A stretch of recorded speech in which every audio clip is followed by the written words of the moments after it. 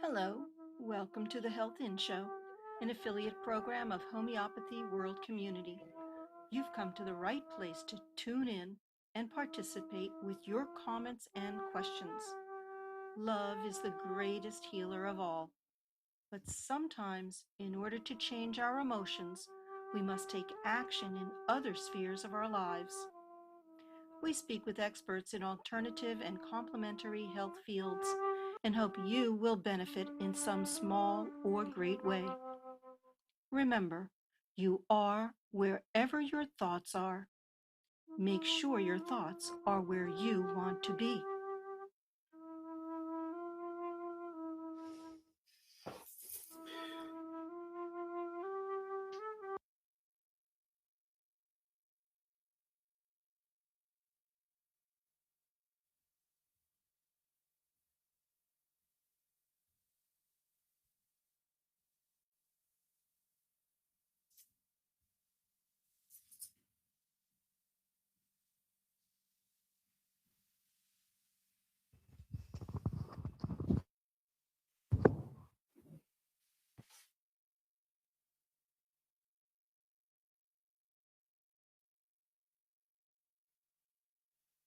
Somebody else is going to have to introduce because I think Marilyn has disappeared.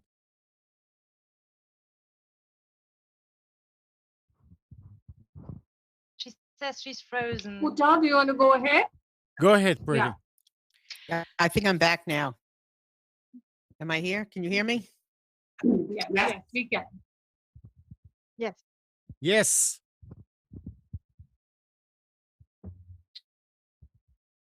Pretty. You. Hello. Pretty, go ahead. Introduce everybody. Hello, all. Welcome to our Health In Show. And we are so pleased and excited to be here today with all of you. Along with me, I have Marilyn, I have Uta, and I have Dr. Deepak Sharma from India, and I'm Preeti Shah. And we are all here from Homeopathy World Community. And we're going to be talking to this lovely lady, Edwina. And over to you, Uta, to introduce our guest today.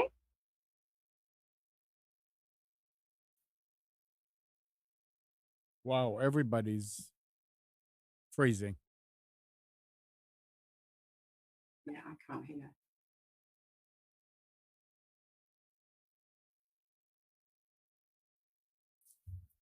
Go ahead, Pretty. All right. So can you guys hear me? There's a little bit of network issue here. Okay. Sorry about that. It's raining here very heavily where I am in my part of the world. Okay. So we have got to bear with everybody working from home and all the internet issues that we have been having. No, Pretty. So, but yes, I'm back. Pretty sorry. You were frozen. I couldn't hear you. So. Okay, I'm sorry. Yeah, do you want me to go on? Yeah, please go ahead. Okay. Hello, everyone. We're here today with our guest, Edwina Hodgkinson. She's a medical herbalist from the UK. She's also a clinical reflexologist, a certified GAPS practitioner and a Reiki practitioner. And she's here today to talk to us about weeds and wild medicine. Hello, Edwina. Hello, Uta. It's so nice to see you because we were at university together. So it's been a long time. So thank you for inviting me here.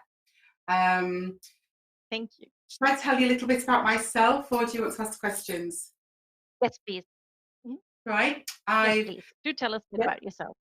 Yeah, I've been a medical herbalist for about 10 years. I live in Lancashire in the north of England and I feel very connected to this land here. One of my passions is working with native wild medicines, and as well as being a consulting medical herbalist where I use a lot of native medicines, I love to take people onto the land and to connect them to the medicines that are growing around them. And since before lockdown, I've been involved in quite a few courses, community courses. I love working with communities. And since lockdown, we've been doing I've been working with a medical herbalist online to do a course called Medicinal Medicine, which we've taken from being a hands-on course to an online course. So always with that real sort of passion for connecting people with local herbs in local landscapes. Yeah. Okay. Thank you. So has COVID, you've gone online now with your courses, is that correct? Have I understood That's you right, correctly? yeah. So since we had the COVID pandemic and lockdown, we were just about to do one of our hands-on courses, which was about 6 years, and had to stop that in a couple of days, as well as stopping other courses, as well as like finishing seeing, a lot of the patients. So yeah, it's quite a shock to the system. So one of the things that we started doing immediately was, my partner's a filmmaker, or has been a filmmaker in the past, and we realised that what impact, lockdown was having on people, being very much confined to their own locality, their own homes, and how to do that sort of healing from this place and help people feel connected. So we did a series of videos which we put on Facebook and YouTube, which was just working with herbs in your back garden that you could actually access in a local landscape, looking at things like nettles, cleavers, dandelions, and with very practical things that people could do. And that was a big success, and people were saying already what a difference that had made, just being able to see a friendly face connecting them with the land they live in, with a recipe. And there just seemed to be an enormous amount of people starting to make nettle infusions and doing dandelion flower barges and juicing cleavers and making wild garlic pesto. And for me, that was a really healing thing to do, just to connect people to where they are. I think a lot of us think that herbal medicine is something that you get from exotic places somewhere around the world, and it's not. You can stand in a lawn or in a park and look down at your feet, and there's medicine everywhere. So yeah, so that was one of the things that we started doing from lockdown. And from then, I had a real phobia about being on video and seeing myself on the screen. And that took quite a bit of getting over, as a lot of my friends will know, into actually getting out there. So we managed to turn around our hands-on Medicinal medicine to an online one, doing videos, doing Zoom calls, so we could connect people and do a herbal medicine course in their own homes, which was very much on the par with the hands-on one. So yeah, that's what we've been doing. And as we're coming out of lockdown, I'm starting to do herb walks again, socially distanced herb walks with about 5 people, which is not what I'm used to. I'm used to doing quite big herb walks. But 5 is good, because that's 5 people that are going to start to connect to the land and start to connect to herbs and feel better. And that makes me feel better too, to be out there and knowing that we're bringing that medicine back to local people again. Great. So, yeah. Have you ever always been connected to herbs, or what made you go into herbal medicine?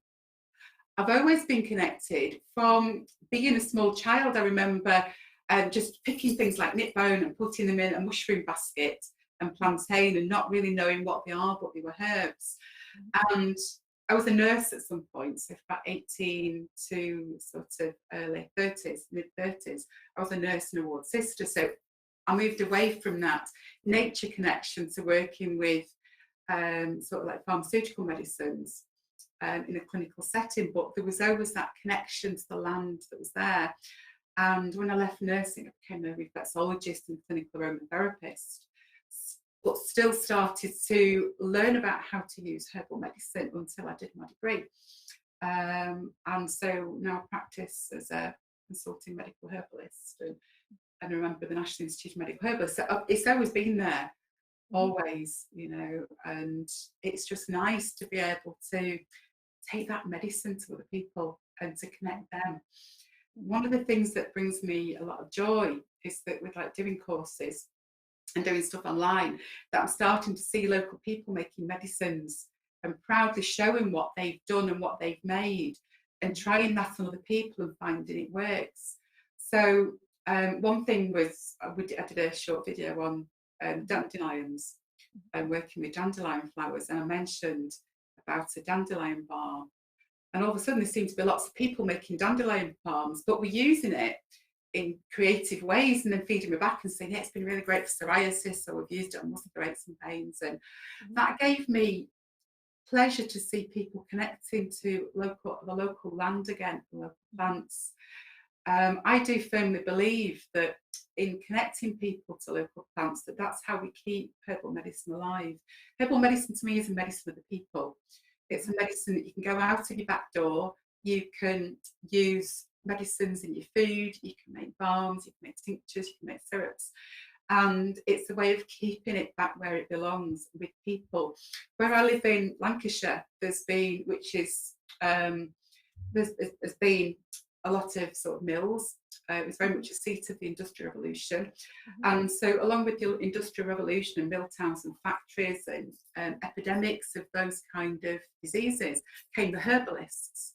And there is a massive history of herbal medicine in these sort of industrial towns where I live, you know, and, you know, people in like Bolton, we've got Mr. R.L. Hill, who died about 100 years ago, who left his legacy in lots of books. You can get online in Henrietta's Herbal page, and you know, Neil Racker in Rochdale. So we have this magnificent herbal heritage here, and it is so good to see this continuing with local people. I love that. Absolutely, absolutely. Yeah. So, what a herb are you sorry. going? No, Go ahead. on, Pretty. Go on. So what my one question herb was, you? this is Okay, go on. All right. So, I mean, this is such an amazing thing and a beautiful way to connect to your land from where you belong. But this is such an intriguing topic, and because in the urban life and the geography and the connection with nature, especially for urban dwellers, is so diverse and difficult. I don't know, as a beginner, what would your advice be, you know, for somebody who, you know, lives in an urban jungle? Right, I live in an urban jungle too. I live I've got a big main road that goes in front of my house. I live in an ex-industrial mill town with evidence of lots of mines, ex-mines around. There is very small patches of countryside, but herbal medicine is absolutely everywhere. You can go to a car park, you can look between the cracks of the pavements and see the herbs coming through. You know, you can see dandelions and you can see nettles and you can see cleavers and plantain, and herbs love to be with us.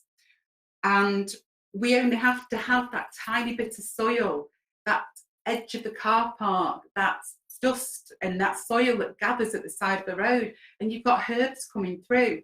I mean, not that I'm recommending that you would sort of pick those herbs that are grown at the side of the road, but for a lot of people's gardens that you go in, even a small garden, you've got herbs coming through, you know, your dandelions, your nettles, and we've been programmed that these are not what we want because they're not pretty, so people put them up, people put weed killer on, but really these are our native medicines and they are so powerful.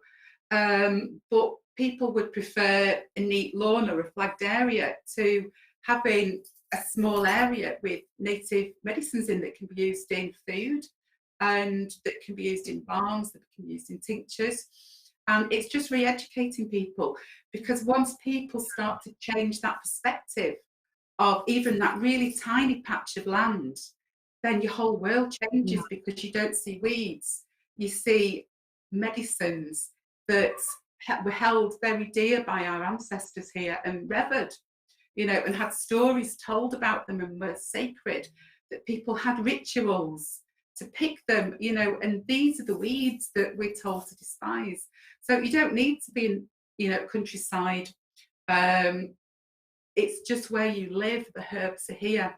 I'm going to do a herb walk this evening in a country park, and it's the site of an ex-industrial revolution mills and lodges, and yet there are so many herbs there, you know, because as soon as you let things rewild, the herbs come back, the medicines come back, you know, and they are here, they want to be with us.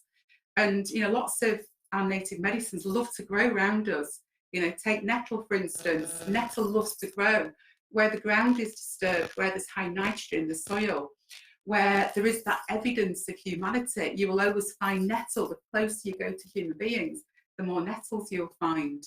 You know, fireweed or rose bay willow herb grows everywhere around here because at some point the soil has been burnt with industrial processes, and there is a mass of this plant, this beautiful magenta spikes, which are just fantastic medicines, which are great for your digestive tract, for psoriasis, for urinary problems. You know, the list is endless about these plants. The more you get to know them, the more you realise how fantastic the medicine is. And they are just so close to us. You don't have to go very far. Sorry, I got very carried away there with enthusiasm. So Perfect. Absolutely. Uta, Yeah. Uta, can you hear me? Yes. We want to make sure that Amnon knows when he can use the PowerPoint. Okay. Okay. Yeah. And then also, if people can certainly send in their questions to the chat. Have you already discussed that as well? Yeah. No, People but are in the if chat. If anybody has any questions, yes, please write your Yes. questions into the chat so we can pass them on to Edwina. Yeah. So Uta, if you could show Yes. people that picture of the rose bay willow herb, the fireweed, people can see what I'm talking about with this gorgeous It's actually plant. Amnon who's going to do this. Thank you, Amnon. Yeah.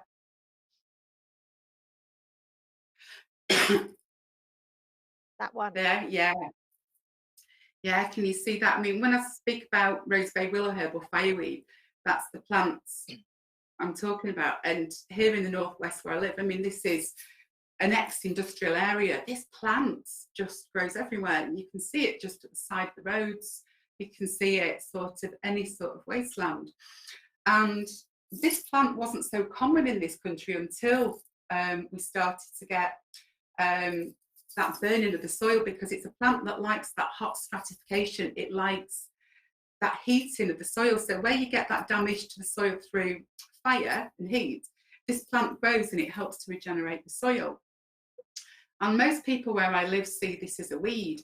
But if you look to indigenous cultures in the north of America and Canada and the north of Europe, you'll see that this plant is absolutely highly revered, both as a tea and as a food, as cordage, as first aid, as medicine, in just so many ways. The list goes on and on for this plant.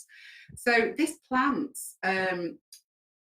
sort of rose bay willow herb, is an absolute superb digestive tonic. It's full of anti-inflammatories, tannins which tighten the gut, and it's also antifungal, antiviral and antibacterial. So this herb is an absolute prime herb of healing the gut. So when we talk about things like gut dysbiosis and candida, this is one of the #1 plants that you want, because not only does it help sort of eradicate, and it's found active against candida and lots of like fungi and unhelpful bacteria in the gut, but it also helps to seal it, to help sort of reduce any inflammation, like with IBS and colitis and diverticulitis. And it's a prebiotic as well, so it feeds healthy gut bacteria. So this is a herb that's been traditionally used for things like diarrhea, and when you get those changeover in diets. Great against Helicobacter, and also for things like stomach problems. So superb medicine. It's great for urinary problems as well, for reducing the incidence of like an enlarged prostate. Mm-hmm. The list can go on and on with this. It's antiviral. It's found effective against sort of colds and flu, asthma, chest problems. And when you start to actually delve into those food uses, all parts of that plant can be used as well. People use the root for coffee, they use the pith to thicken soups. And as one of these wayside foods, if you scrape the pith out, it's quite a little bit sugary, great for energy. You can fry the shoots of it, and as a salve, which I've made, it's absolutely fantastic for psoriasis and eczema. Been lots of studies done on fireweed. It's great for things like cuts, bruises, abscesses, bites. So you can see from just this common plant that everybody passes by, where you get these vast swathes of colour, how amazing it is, you know. I've made cordage from, you know, from Edwina, well. Edwina, let me interrupt you a second. Are you saying that that plant is available everywhere, all over the world? It tends to be available more in like the northern hemispheres. So in where you can find it sort of in the north parts of North America, I'm presuming in Canada, but you can also find it's quite prevalent in the UK, but also in Russia, Northern Europe. I mean, rose bay willow herb was the tea that was used in the UK before we had the tea from China and India, and it came from Russia, and it's called kapuri tea. So what they used to do is they used to take these these willow herb leaves, and they used to sort of bruise them, and they used to ferment them, and then dry them. So what you're bringing out is the tannins and this lovely fruity tea-like flavour, which they used to import all over the world. And it's really tasty, full of sort of antioxidants as well. So yes, I don't know. Sort of, yeah, it's amazing, this plant. Yeah. But it's about relearning and reconnecting with what actually grows on your doorstep. So hold on just a second. Let's see if Deepak or Priti Uta have a question. Anybody have a question based on anything that? Yes. Yeah, Deepak. Yeah. Edwina, this is wonderful to know that you are working on the medical herbs.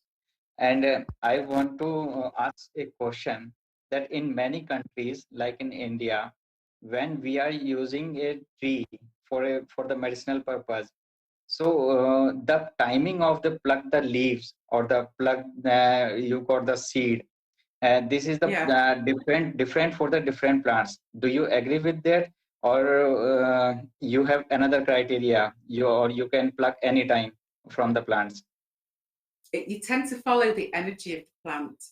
So which is what our ancestors would do. So you're thinking about where is the healthiest part of the plant at that time and what's the season. So you're more likely to use things like leaves, plants in spring, you know, like things like nettle and cleavers and dandelion leaves. And then when you get the flowers, use the flowers. Yeah. And then when those flowers are spent, it's not so good to use the leaves or the flowers. So you start to think about seeds and berries. And then as that plant dies back, that energy goes into the roots, which is autumn, winter. And that's when you start to work with your roots. So take for instance, the nettle. Yeah, you're all familiar with nettles. Yeah. So in spring, before you get that flower, yeah, that is when you've got these lovely lush leaves, that is the absolute prime time to use nettle.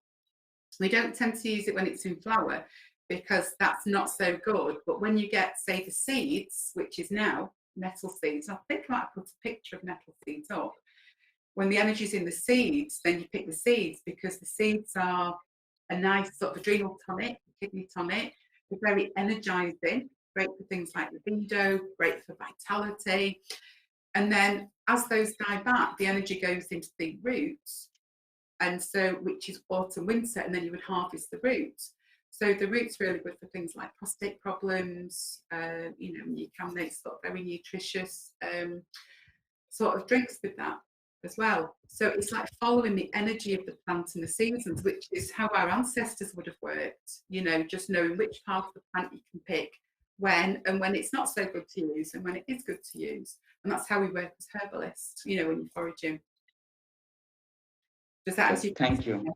Yeah. So I have a quick question, and pardon my naivety, okay? This is a completely new subject for me.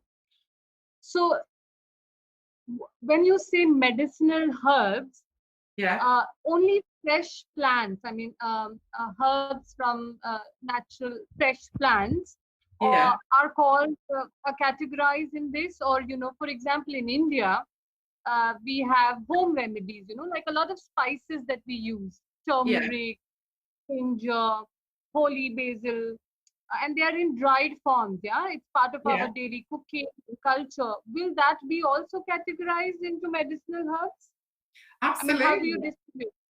Yeah, I mean, as a herbalist, you use dried herbs and fresh herbs and use them in various different forms. So as a Western medical herbalist, We also work with the herbs and spices that you do, because where I live, we've got really good like multicultural Asian markets.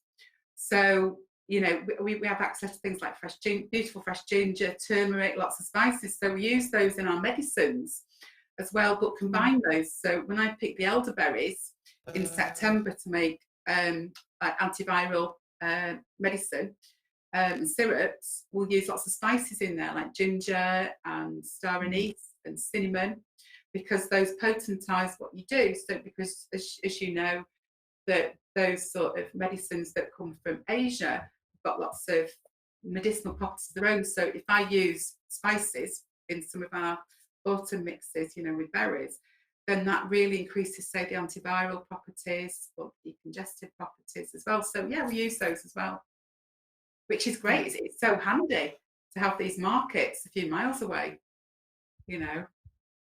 So yeah, we have a massive Asian community in the towns where I live, which means like really broadening access to medicine, which is fantastic.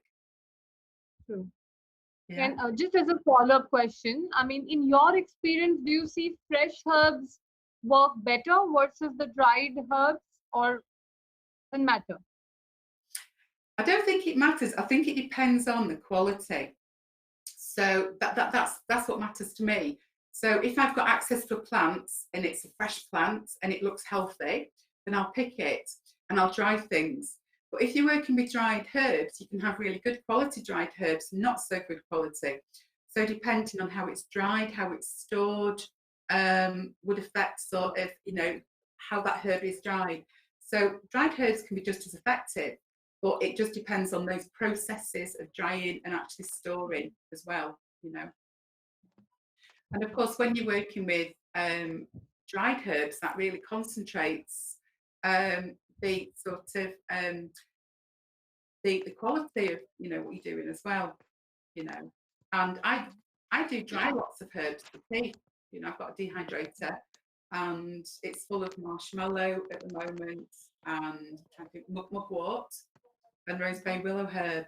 So that's great to use in tea over winter. So it's a way of storing herbs, you know, and ancestors here would have done that, you know, they'd have dried all the herbs for use in winter. Because when you sometimes when you pick herbs, you get sometimes a very narrow herb window. So around here, a lot of the trees have been full of lime blossom, which is the most exquisite aromatic flower, which is great for, it's just for sleep, for helping you relax, great sort of heart tonic, great fevers. But you have about a week or a 2-week window. And the time when you want it is not going to be when it's on the trees. So this sort of, when you harvest the flowers, it's great to dry them in a really sort of in the correct way, so that when you need it in winter, it's just there to make the tea. So you can use both, really. So there's a question I think on the chat. the healthy plants. Sorry, I didn't get that. I think in this question, I want to add something, that any herb in their healthy state and the dried stage have a different categories and a different kind of properties. Like you can talk about the black pepper. When it is fresh, it acts like in a different way, and when you take in the dried form, this will take in another properties. And so every herb have a different properties in every different phases. Yeah, you can have that here. So like nettle seeds, you know, which we're going to harvest as soon as, you know, the weather sort of picks up a bit. If you have them dried, they're very sort of stimulating, very buzzy. You know, if you have them, you'd be awake all night. They're great to party on because they are sort of so energizing and stimulating, but can be too much. Whereas when they're dried, you actually take away that stimulate. It becomes a lot less stimulating, but starts to become a tonic, the adrenal glands, and for the kidneys as well. So you do have those different properties as well with some of our herbs. Does location change the properties of the herb? Like you were saying, in the northern hemisphere, we've got the northern United States or Canada, Would you say that the properties are different in the US than from the European herb? I don't know, I think, but what I can say is that, you know, chemical constituents can change in plants depending on the soil, depending on where they grow, depending on, you know, the sun, sometimes the altitude as well. And I think sometimes as well, if you have a plant that's more cultivated compared with a plant that's actually had to survive somewhere, then the properties of that wild plant will have more, will have stronger properties, yeah, depending on why you're using it, because it's actually had to survive rather than just be cultured in a garden where it's easily fed nutrients. So yeah, wild plants can be a lot stronger, yeah, and more beneficial as well. So yeah, I think yes, you do get those differences, you know, with plants. It sounds like the story of the plant has a lot, and the energy has a lot to do with its remedy and how effective it is. It's how it sounds. And there are several questions on the chat. So I can go ahead and read it, or, you know, one of you can read it. But Kathy has, and I don't think this has been discussed yet. She said, what about ragweed? I am finding it difficult to find anything productive regarding this plant, but it does grow all over the place. I would love to be able to use it. Yeah, it's not a herb we use because it can damage the liver. So it tends to be, you know, there are plants, we have plants all around us, and some of them are really beneficial and some are not so beneficial. So even though there's a lot of it around, it doesn't mean to say it's any good for us or it should be used, you know, at all. So I think when you start to forage and work with local medicines, when I do herb walks, I always teach people the poisonous ones as well, you know, because you learn them side by side, because just because something is a medicine or a herb doesn't mean to say that it's going to be beneficial for you, or because something's natural doesn't mean to say that it's not poisonous. So where I live in the northwest, we have one of the most poisonous plants in the UK, which is hemlock water dropwort, and it looks really like parsley. So it's not a plant, you know, it's a one-way ticket to an intensive care unit, and where you don't come out again. It's that bad. So as you're teaching people and you're starting to learn herbs, it's always good to learn what's not so good and what's poisonous alongside the herbs that are beneficial. Yeah. And to work with safe herbs, you know, that's really important. You know, herbs, whereas there is a wide variety of herbs, some of them are safe to use in larger quantities that you use in food, and others that might only be used by a herbalist in certain sort of situations. So it's always good to make those distinctions. Yeah, is that okay? Yeah. Yeah, it is to me, since I'm so naive and new at this myself. Yeah, you know, I would say, yeah. If you're foraging for medicines, make sure you are 100% certain of what you do and the medicine, you know, the herbs sort of you pick, because or that it's right for you, because some herbs are not right for everybody. You know, if you're pregnant, you might not want to be working with, say, things like mugwort or yarrow or sage. So, you know, it's about learning your medicines, going out with a medical herbalist. You know, make sure you know what you're doing. You know, it's not always a safe thing to do if you don't know that. I'm just picking up on something that you asked about the energetic properties of plants. And I'm glad you sort of mentioned that, because I like to work with the energy of plants. But our ancestors here, when you actually look at some of the really ancient texts, which go back 1,500 years, like from the Saxons, there was no distinction made between physical properties and spiritual properties and energetic properties, you know, of the plants. They were all one, and over time we've started to just see plants as chemical constituents. They're not, you know, the living beings. And, you know, scientists started to teach us that, you know, plants communicate, you know, plants have intelligence, not like the intelligence that we have, but they have intelligence, they have an energetic quality. And so there's a big difference for me in actually going out and just taking a plant because it does this, so it has a chemicals that do something, because to me that's no different than the way you work with pharmaceutical drugs.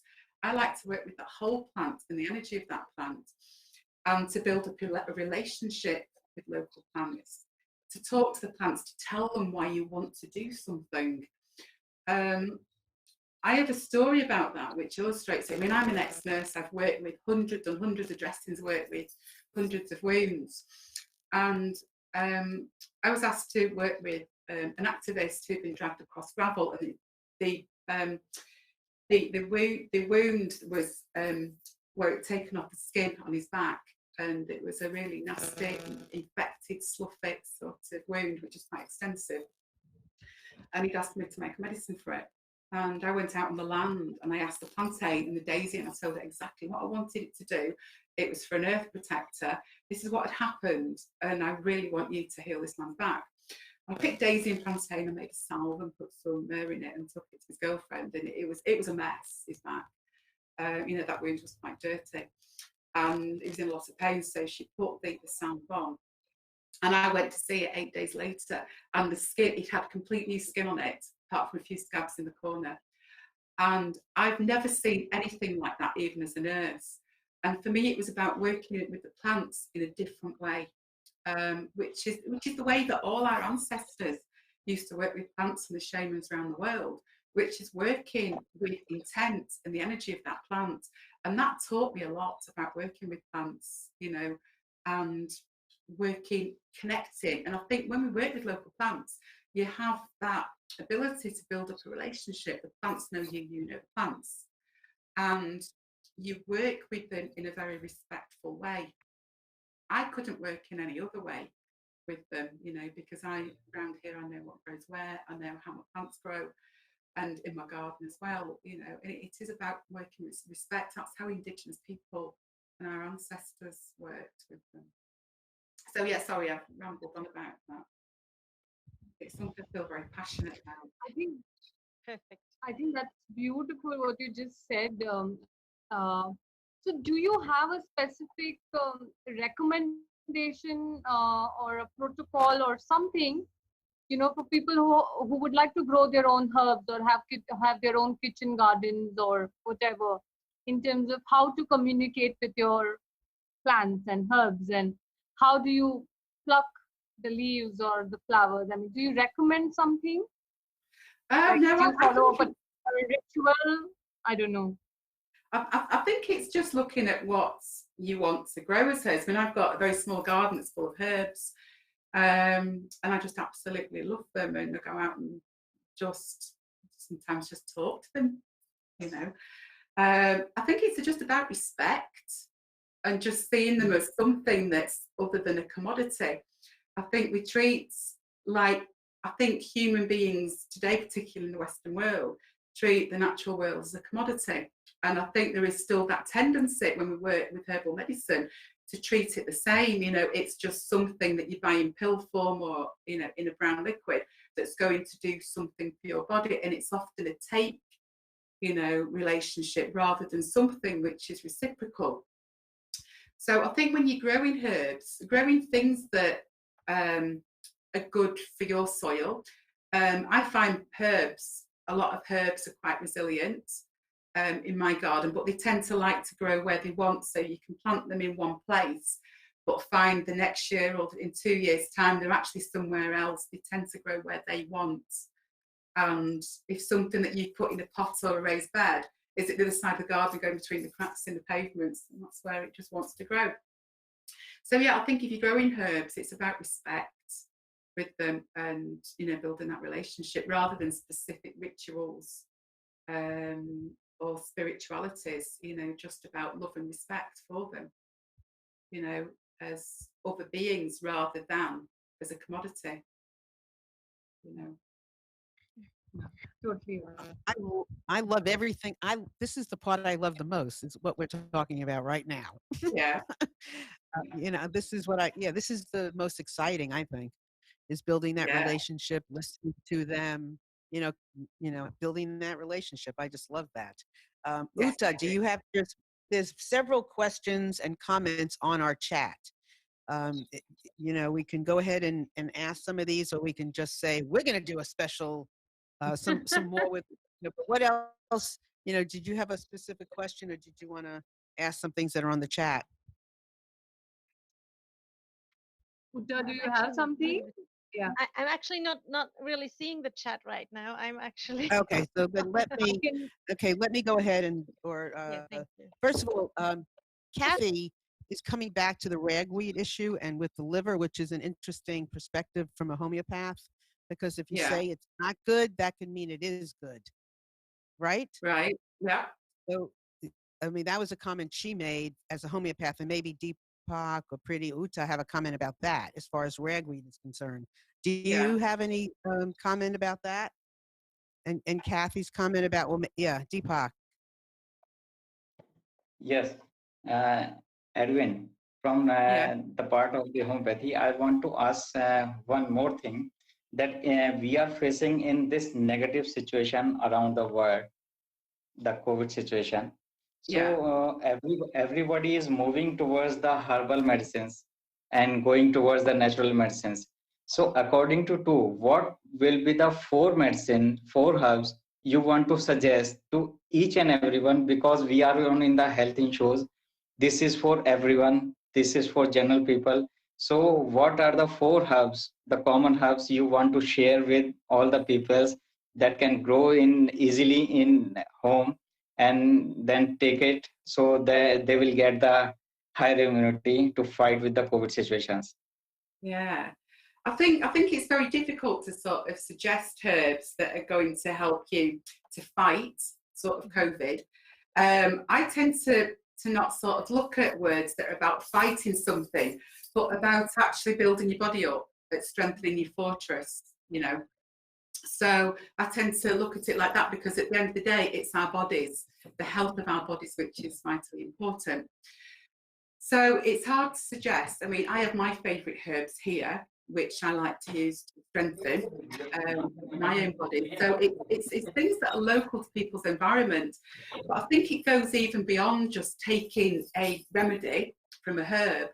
Sometimes building immunity is more than that. It's about the food you have, it's about the connection, it's about feeling happy sometimes rather than being full of fear. Using things like fermented foods, just connecting to the land, about strengthening your fortress, about strengthening your own immune system.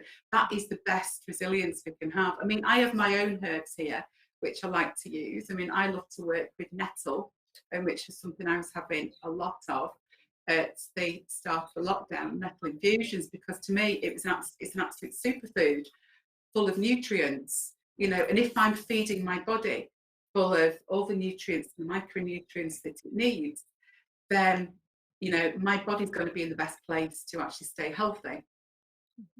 So I tend to look at it like that, about keeping your body healthy and strong, getting out in the sunshine, getting vitamin D. There is some research that's showing that countries that use like lots of fermented foods stay a lot healthier as well. And each country has its own tradition of fermented foods. Here in sort of Lancashire, it would have been things like your red cabbages or your sauerkrauts. All over the world, looking at what has kept your own culture healthy. Because if you think wherever we are in the world, our ancestors have tried and tested methods and foods and remedies for looking after our bodies. So looking at what your ancestors did, the remedies that they used, the foods they used are the best things for our body. They've worked it all out, our ancestors. You think about here in the UK, it's a very different environment than in India, quite damp and sort of cold here. So, our remedies for keeping us healthy will be different somewhere that's very hot, and the plants that grow here. So, just keeping your body healthy with local plants and looking at your ancestral medicines as well. Edwina, it appears to me that you really, as an herbalist, help to empower people. Yes. Wherever they're located, because as an herbalist, and I love what you're saying, you can't tell everybody what plant, because it depends on the season. It depends on where they're located. It depends Yeah. on the environment, and it depends on the relationship. It depends on all of these things, the energy, Yeah. the story behind the ancestral story. So you Yeah. really help people broaden their horizon when it comes to, the wilds and the weeds, and Yeah. which I think is really terrific because, you can't dictate what it's going to look like with anything, No, but you you help can't. us to see, outside of ourselves, which I really love. So thank you for that. Before we go on with any more, I think this would be a really good time, if everybody agrees, that you just share a little bit about maybe your website and where, if anybody has a specific question, that Yeah. they want to direct to you. And I've taken a screenshot of our chat because there's a lot of interest on there that I don't know if we're going to have time for today, but I don't, Yeah. but I want to, but they're really good questions and good conversations. So we're going to address this further, deeper into maybe a deeper training or something ongoing. And on our discussion group on Facebook, we can really get into it. But right now, tell everybody, your website, where they find you, and, book you've written, and all that kind of good stuff. Right. Well, we have got 2 websites. My own professional one, which I've had to sidestep one because when we did the online course, we created another one. So the one that we're using at the moment is weedsandwildmedicine.co.uk, and it has access to our online courses that we do, but there's also like a free resources page where we've got some of those short videos that we did when we went into lockdown, and also some sort of articles that we wrote for a local magazine, and we have a blog on there as well. So we've just started doing that just to keep people sort of educated about local plants. I've written a blog on there about the fireweed, plantain, which is another fantastic herb here, and on my own website as well, I've got a few sort of blogs on herbs. So yeah, weedsandwildmedicine.co.uk. Go on. Edwina, Sean is asking, do you grow plantain or do you harvest it wild? I harvest it wild. I've got a whole meadow near to where I live, which is just absolutely full of the ribwort plantain. And if you look by the side of the path as well, there's a big broadleaf plantain as well. And so I don't need to grow it, and it grows in between the cracks of my pavements, and I use loads of it. It's absolutely fantastic. It's a fantastic sort of first aid remedy, and was highly revered by the Saxons here. They used to call it Waybrot, because it was just the remedy that you wanted when you travelled, because it's fantastic for bites, for cuts, for sore feet, for muscular aches and pains, chest problems, urinary problems, you name it, plantain seems to do it. So yeah, we have loads of it here.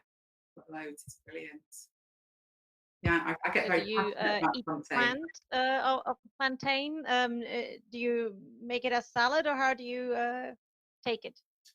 I use it in salves, I use it in tea, tinctures, I use it in syrups, elixirs, dry it. Yeah, I use it in every which way. I mean, you can eat it. I like to eat the new buds. They taste very mushroomy. And you can eat the seeds as well. They're very nutritious. So yeah, you can. Yeah, and it's great for broken bones as well. Plantain. It's just amazing. Fantastic. I always keep saying they're amazing because they just are. I just really fall in love with a lot of our local plants. I work with them a lot.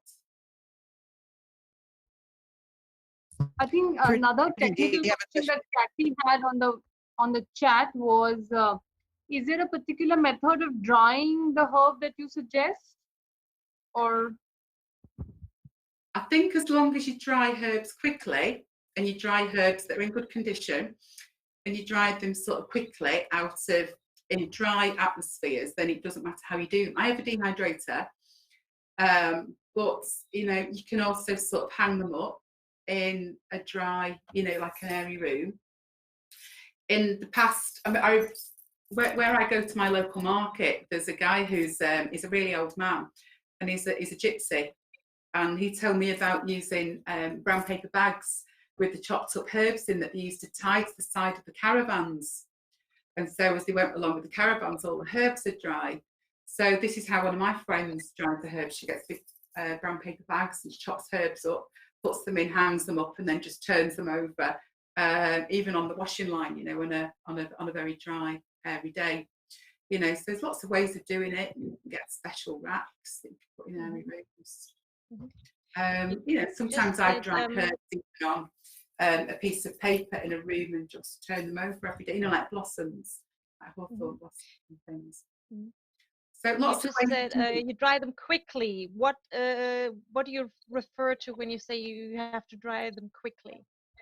Right, so drying it somewhere that's quite dry and airy, because if you're drying something over a slower period of time, you know, then it can get molds on it, and you know it can go off a little bit. So it is drying it sort of at a low temperature, you know, especially if it's in a dehydrator, you know, as quick as possible, just to maintain those healing constituents in it.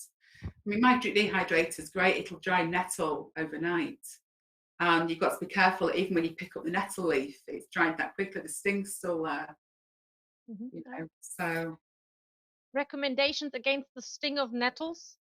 Oh, nettle stings, right. If you sting yourself, plantain is absolutely brilliant. Cleavers is good. People talk about dock leaves, but the dock leaves themselves don't do anything. What our ancestors meant was the actual dock gel. So if you actually look to the new shoot, the dock leaf, and you pull out, open the little sheet, you'll see this like aloe vera type sticky gel. That's what you want, and that really soothes and cools bites and stings. The nettle itself will antidote itself. So if you brew, you get the nettle juice, that's antihistamine, so that will neutralise it. But you have to think, do you want nettle sting? Because the nettle sting has so many properties in itself that if you have an arthritic joint and you sting it with the nettle, the inflammation that you get and the serotonin that's produced will take the pain away. So it's a great remedy for arthritis. And I know lots of people have done it. I've done it because I get an arthritic toe and I've stung it with nettles. And the interesting thing is that when you sting a painful joint with nettles, you don't feel the sting. It's almost like the joint, the painful area sucks in the nettle sting and it goes a bit red and tingly. And you think, oh, that's not worked very well. That nettle's not very good. So you do it again. And you still don't get the sting, but you get the pain relief. So yeah, it's great. Excellent. Try. Yeah, so it's not all bad for you, the nettle sting. It's a process called urtication. And when the Romans came here, they used to whip themselves with the nettles because it kept them warm in these really cold, damp sort of conditions that they weren't used to. So yeah, and they even brought over an even fiery nettle, just so that would be more effective. So yeah, it's not all bad, the nettle sting. I pick nettles barehanded. Barehanded. Okay. Yeah, so you're brave. Oh, you get into it. It's nice. But of course, you know the antidote to the sting. Yeah. I can imagine going out and then picking nettles. You'll come back with all sorts of stings then. Yeah, but that's of course wanted, as you just explained to us. In some cases, it can be really helpful to actually be stung by the nettle. Fantastic. Any favorite herb that you have, Edwina? Any herb that Mugwort. You have a very close relationship to? I've got two. One's the plantain, but the other one is mugwort. If you actually bring up the slide, I'll show you what mugwort is. And if I can just have that slide, that's mugwort. So mugwort is a really ancient sacred herb of sort of the UK. Its Latin name is Artemisia vulgaris, so named after a goddess of women. You know, so that teaches you a lot, and the vulgaris, obviously common people. Mugwort grows everywhere here. It grows by the sides of the roads, it grows by trackways, the sides of the motorways. It's absolutely in full power at the moment. And most people don't notice it. A lot of people are very surprised to know that this is the shamanic herb of the UK. And the Saxons wrote lots of accolades to it, and they called it Una, you know, the one, the mother of all herbs. So mugwort, apart from being a fantastic herb for women's problems, you know, for periods, for period pains, regulating periods, it's also very relaxing. It's a great digestive herb. Well, it's also a herb of dreaming. So when you start to drink mugwort tea or use it in tincture, or even if you do mugwort pillows, it gives you lucid dreams.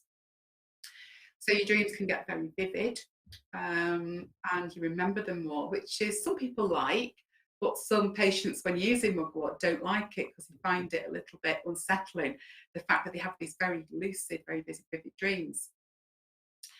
So, but mugwort's also, when you're looking at herbs in a shamanic way as well, it can help you journey, and it does help you journey.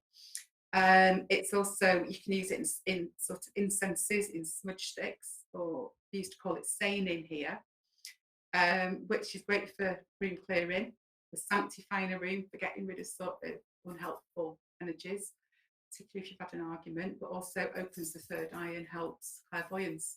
So a real sort of witching shamanic herb that the ancestors here absolutely revered. I mean, to call a herb Una for one, you know, and a lot of people are starting to connect with mugwort now. Start to smoke it, drink it, because it's just very relaxing, and does help you see things quite clearly.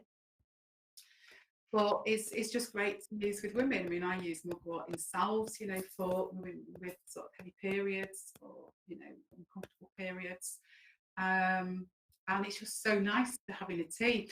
And one of the interesting things is, I mean, you're thinking about one of these sacred herbs of these isles, that when people smell it for the first time or they drink it for the first time, most people say it feels, it tastes or it smells familiar. And it's also almost as though there's this ancestral remembering of this very amazing herb. And it just really is so majestic. But most people don't notice it. Edwina, hold on a second, because we're going to be out of time soon, and I want to make sure Deepak, because what you're saying now is a whole nother thing, and we can go on and on. But I think Deepak had one question. I want to make sure that he gets asked that too. Go on, Deepak. Yes. Edwina, this is really wonderful to know about the many herbs and its criteria and different conditions. So is it you are coming in the medical practices in your country, like you are treating the patient with these herbs? Yeah, I make my own medicines from mint herbs in tincture form. I buy in herbs as well, because, you know, it'd be sort of impossible with the amount of patients I treat to make my own. But where I can, I make my own medicines. I treat patients with them, you know. So I know these really well. I know how they work with people. That's great, because here Dr. Preeti Kota and I am a homeopathic practitioners. We are practicing homeopathy, and the homeopathy is also started from the plants. That was the Syncona officinalis, and we are doing wonders with the diluted herbs by their leaves, by their roots. So we are on the nano particles, but the purely herbs have different functions.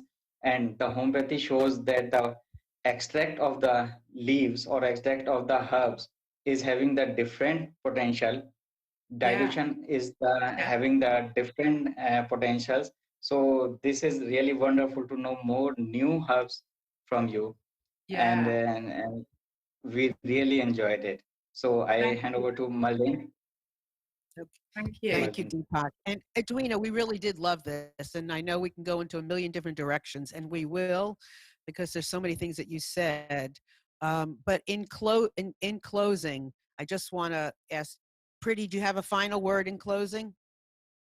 I do, yeah. I think when we connect to our local medicines, when we go out there, and we start to look at the world very differently. So instead of seeing just green stuff and bits of plants, you start to see the stories of the plants, the history of the plants, the way those plants work with us. And this goes back to the first moment that human beings came onto the earth that we worked with plants. So it was this, it's connecting to the stories of the plants around you that changes people. And when you start to be changed about your local environment, you change your perspective, you see the world in a different way. And one of the things I like to do is to change that perspective. So when we see the world as living, we treat it differently. We don't just see it as a commodity. We don't just see it as something to be destroyed or damaged, because our ancestors always revered it, because we worked with it. And the plants around us, it's because of the plants around us that we're here as humans. And there is this, I don't know, however long humans have been here, this relationship that we've lost. So it's about changing perspective of the land that you live in, which is why I love to work with local herbs and with local people, and see that when you start taking on a herb walk, to see the eyes change, their eyes open, that wow factor as people wake up and start to see the world around them, the natural world, in a different way. Well, we're going to help forever. We're going to help you do that as we continue this conversation in other ways. Because there's a lot of ways that we can continue that. So we're going to help you do that. So hold on just a second. Pretty, did you have something else to add before we close? I just wanted to say that this is the ancient world. It is the same old world that we live in, but yet an altogether new world.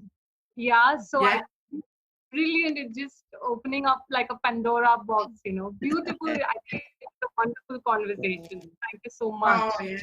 Thank you. Thank you. Uta, what about you? Any final words or anything? It was very inspiring. It was a lovely talk. Thank you so much, Edwina. I enjoyed it very much. I learned a lot, and it was great for us to connect again after so many years. It's amazing. And I will look at the outside a lot differently, and we'll start to talk to plants. So if you see me walking on the street and I'm talking to some plants, I mean, you'll know why. So I think that's what we want to do. We want to start hearing the plants talk back to us and tell us, that, you know, what to do with them. So this is great. We're going to talk. We're going to connect with you soon after the show and create something more intensive. But I want to thank everybody for being here and to join us on our Facebook page, where I'm going to post the chat. And Edwina, maybe you can come and answer some of the questions on our group and start a discussion there. That would be great, because I've copied it and we want to continue the conversation. So we have a Facebook group, Homeopathy World Community Discussion Group, our website, Homeopathy World Community. We have a bunch of things coming. We have an art, getting to an art together this Sunday. We have lots of things going on. And if you just want to, how's the best way to tell everybody to connect with us, Uta? Just you know, just come right to me, Marilyn, at MarilynShannon.com, and I will send you in the right direction for anything Homeopathy World Community. Anybody else have anything else to add before we go? Uta, Pretty, anybody? Deepak? Okay. Thank you so much, Edwina, everyone. thank you very much. Yes. Go ahead. Thank you. Thank you. Thank you. Thank you, Edwina. Bye. Thank Thank you so much. all. Thank you. Bye-bye. Bye. Bye. Bye. Bye. Bye. Thank you, Amnon. Bye-bye.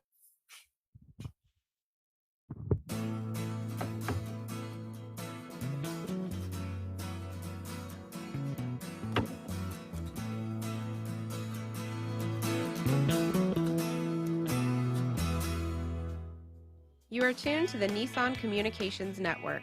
If you tuned in too late, you can always watch each program in its entirety or download an MP3 audio file of it in the archives section at nissancommunications.com. Don't forget to subscribe to our YouTube channel, follow us on Twitter, and like us on Facebook. Sponsored by Telestream's Wirecast software, StreamingGear.com, Carolina Apparel, and DeltaForce.net.